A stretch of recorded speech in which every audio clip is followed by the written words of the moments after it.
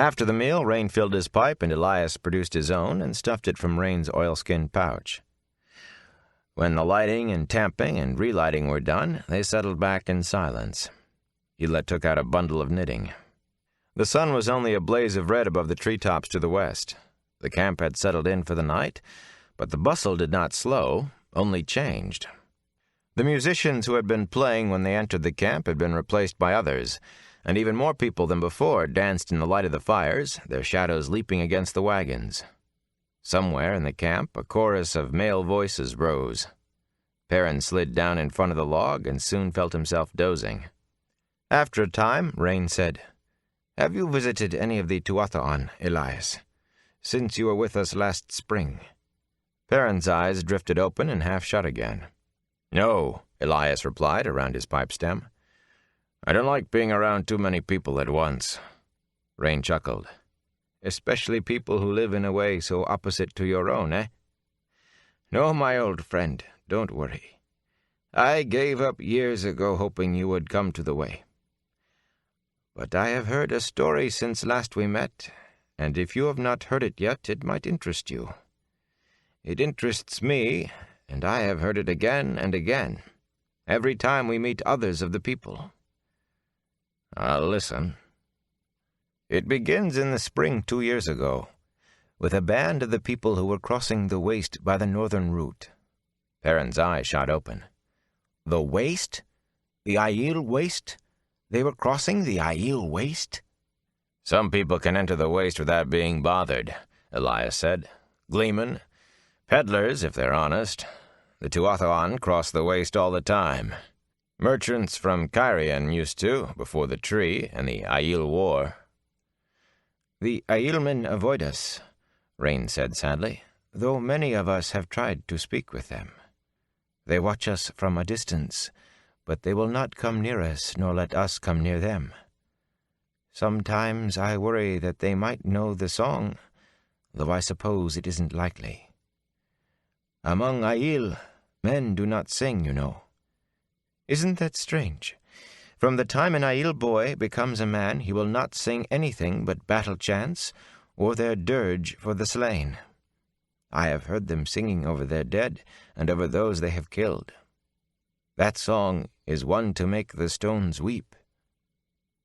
Hila, listening, nodded agreement over her knitting. Perrin did some quick rethinking. He had thought the Tinkers must be afraid all the time, with all this talk of running away. But no one who was afraid would even think of crossing the Aiel waste.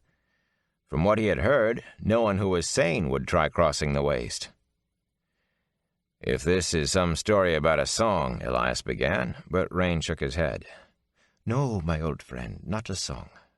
I am not sure I know what it is about." He turned his attention to Perrin. "Young Aiel often travel into the Blight. Some of the young men go alone, thinking for some reason that they have been called to kill the Dark One. Most go in small groups, to hunt Trollocs." Rain shook his head sadly, and when he went on, his voice was heavy. 2 years ago, a band of the people crossing the waste about 100 miles south of the Blight found one of these groups.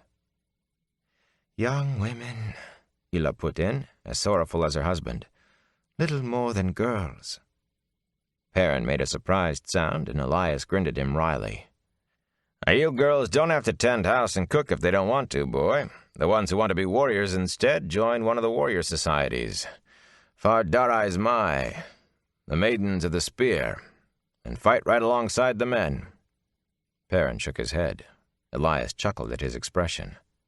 Rain took up the story again, distaste and perplexity mingled in his voice. "The young women were all dead, except one, and she was dying. She crawled to the wagons. It was clear she knew they were Tuatha. Her loathing outweighed her pain, but she had a message so important to her that she must pass it on to someone, even us, before she died. Men went to see if they could help any of the others. There was a trail of her blood to follow, but all were dead, and so were 3 times their number in Trollocs." Elias sat up, his pipe almost falling from between his teeth. 100 miles into the waste? Impossible. Javik Kashar. That's what Trollocs call the waste. The dying ground. They wouldn't go 100 miles into the waste if all the Myrddraal and the Blight were driving them. You know an awful lot about Trollocs, Elias, Perrin said. Go on with your story, Elias told Rain gruffly. From trophies the Aiel carried, it was obvious they were coming back from the Blight. The Trollocs had followed, but by the tracks only a few lived to return after killing the Aiel. As for the girl, she would not let anyone touch her, even to tend her wounds. But she seized the seeker of that band by his coat. And this is what she said, word for word. Leaf Blighter means to blind the eye of the world, Lost One. He means to slay the great serpent. Warn the people, Lost One. Sightburner comes. Tell them to stand ready for he who comes with the dawn. Tell them. And then she died. Leaf Blighter and Sightburner, Rain added to Perrin, are Aiel names for the Dark One. But I don't understand another word of it. Yet she thought it important enough to approach those she obviously despised, to pass it on with her last breath. But to who?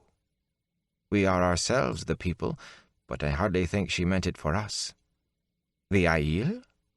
They would not let us tell them if we tried. He sighed heavily. She called us the Lost. I never knew before how much they loathe us. Ela set her knitting in her lap and touched his head gently. Something they learned in the Blight, Elias mused, but none of it makes sense. Slay the great serpent? Kill time itself? And blind the eye of the world? As well say he's going to starve a rock. Maybe she was babbling, Rain. Wounded, dying, she could have lost her grip on what was real. Maybe she didn't even know who those Tuathan were. She knew what she was saying, and to whom she was saying it. Something more important to her than her own life, and we cannot even understand it. When I saw you walking into our camp, I thought perhaps we would find the answer at last, since you were. Elias made a quick motion with his hand, and Rain changed what he had been going to say. Are a friend, and know many strange things. Not about this, Elias said in a tone that put an end to talk. The silence around the campfire was broken only by the music and laughter drifting from other parts of the night-shrouded camp. Lying with his shoulders propped on one of the logs around the fire, Perrin tried puzzling out the Aiel woman's message, but it made no more sense to him than it had to Rain or Elias. The eye of the world.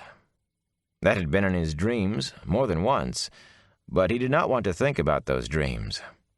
Elias now. There was a question there he would like answered. What had Rain been about to say about the bearded man, and why had Elias cut him off? He had no luck with that either.